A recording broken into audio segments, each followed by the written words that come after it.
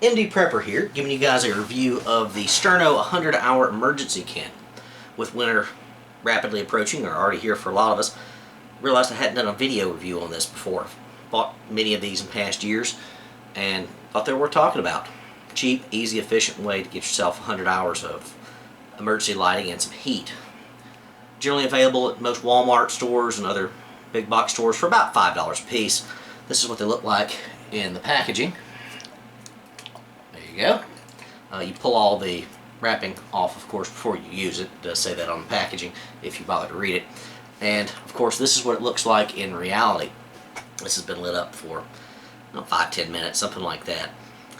It's got a liquid wax fuel on the bottom with 2 wicks, obviously clear, burns 100 hours, unscented, obviously no melting like standard candles, no wax drippings to mess with, anything like that. What I'd say is it does not provide the greatest amount of light. It's not going to necessarily illuminate the whole room or anything like that, but it's decent area lighting. I would certainly recommend this for keeping in the car or using for some emergency warmth if you're out of power and stuck in a small area. Some of these stacked up and lit around the room would work fairly well. Now, it appears fairly simple here, but the top, which a lot of people miss, actually does come off. So I've seen a lot of people try to light these by shoving a lighter down in it, and that's just too hard. The top lifts off. Trying to melt the wax there. There we go. Now you're going to want to use this primarily as a wind guard because a little bit of light will put this thing out. Thusly, get any kind of breeze or anything like that. So these are definitely not ideal for outdoor use, but pretty decent for indoors or in a tent, something like that. They are tip resistant because they got a pretty wide base on them, but they will drip if you knock them over in this format, which I'm not about to do because it's a nasty mess. You gotta tip the thing over good and proper for it to leak, but it does come with, and it's already installed, this little plastic cap, which does a great job of keeping things liquid and watertight, I should say, but liquid wax tight.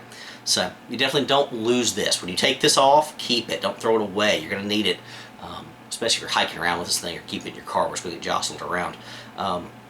This is a bit of a pain to get off. Generally, you're going to need a flathead screwdriver if you see the little divots there around the edge.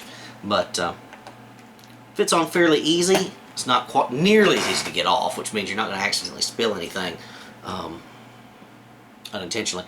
So for $5, I keep several of these around. This year I've started carrying one in the car, though I've got a different style heater light that's probably going to produce more heat but not last nearly as long.